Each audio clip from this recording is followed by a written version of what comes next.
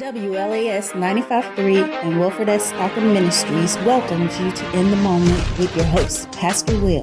You are now being presented an invitation of inspiration, motivation, education, and salvation. There are two types of people who will tell you that you can't make a difference in this world. Those who are afraid to try and those who are afraid you will succeed. Opportunities of a lifetime must be seized within the lifetime of the opportunity. Seek ye the Lord while he may be found. Call ye upon him while he is near. Welcome to In the Moment. 100% love, 100% skill, 100% concentrated power of will, 100% pleasure, 100% pain, 100% reason why you remember his name.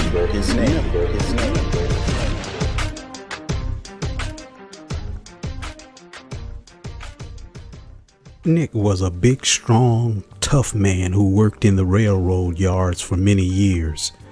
He was one of the company's best employees, always there on time, a reliable, hard worker who got along well with the other employees. But Nick had one major problem: his attitude. He was chronically negative. He was known around the railroad yards as the most pessimistic man on the job. He perpetually feared the worst and constantly worried, fretting that something bad might happen. One summer day, the crews were told that they could go home an hour early in order to celebrate the birthday of one of the foremen. All of the workers left, but somehow Nick accidentally locked himself in a refrigerated boxcar that had been brought into the yard for maintenance. The boxcar was empty and not connected to any of the trains. When Nick realized he was locked inside the refrigerated boxcar, he panicked. Nick began beating on the door so hard that his arms and his fists became bloody. He screamed and he screamed, but his co-workers had already gone home to get ready for the party. Nobody could hear Nick's desperate calls for help. Again and again he called out, until finally his voice was a raspy whisper. Aware that he was in a refrigerated boxcar, Nick guessed that the temperature in the unit was well below freezing, maybe as low as 5 or 10 degrees Fahrenheit. Nick feared the worst, he thought. What am I going to do? If I don't get out of here, I'm going to freeze to death. There's no way I can stay in here all night. The more he thought about the circumstances, the colder he became. When the door shut tightly and no apparent way to escape, he sat down to await his inevitable death by freezing or suffocation, whichever came first. To pass the time, he decided to chronicle his demise. He found a pen in his shirt pocket and noticed an old piece of cardboard in the corner of the car. Shivering almost uncontrollably, he scribbled a message to his family. In it, Nick noted his dire prospects: getting so cold, body numb.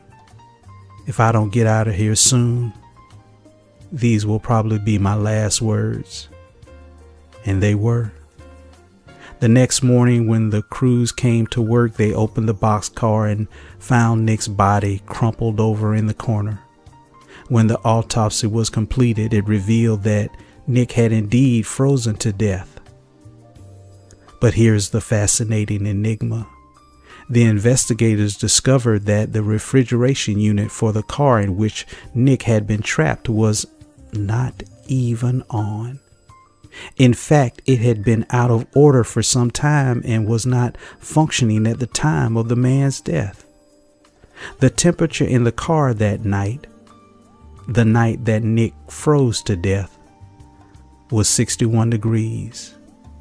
Nick froze to death in slightly less than normal room temperatures because he believed that he was in a frozen boxcar.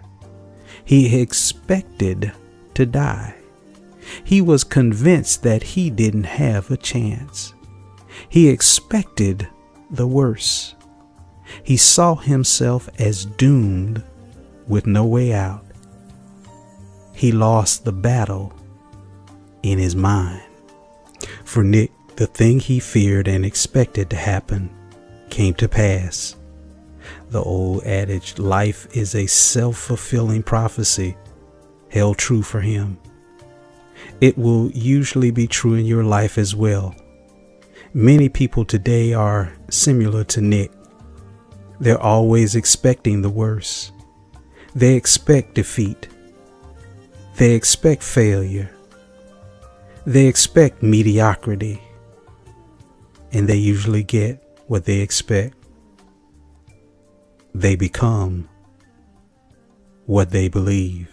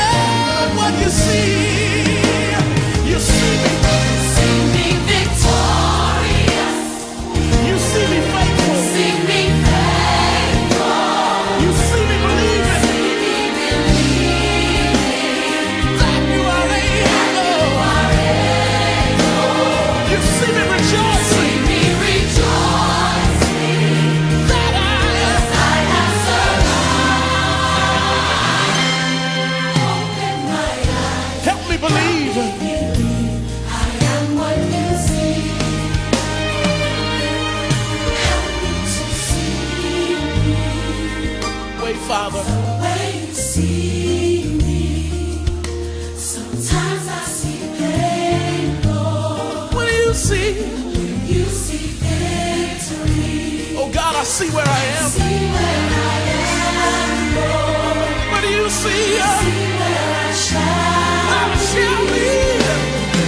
Open my eyes, help me believe I am what you see. I'm what you see.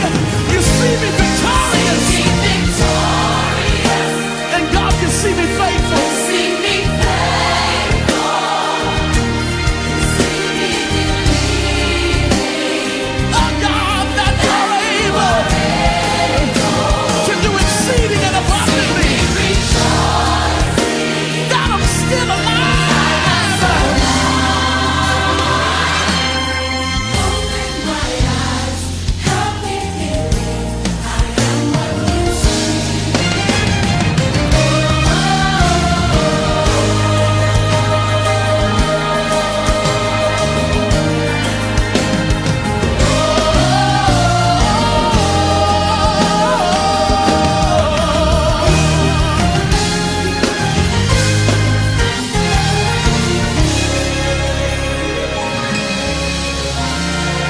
I am healed. I am healed, I am free. I am free. I am. I am what you see. Now I believe. I am what you see. Somebody raise your hands. Just say, I am healed. I am healed. I am free. I am what you see. am what you see. I am what you see. I am what you see. Say it again. Say, I am healed. I am healed. I am free. I am what you see. Oh God, I see with your eyes now. I am what you see. Oh, say I am healed. I am healed.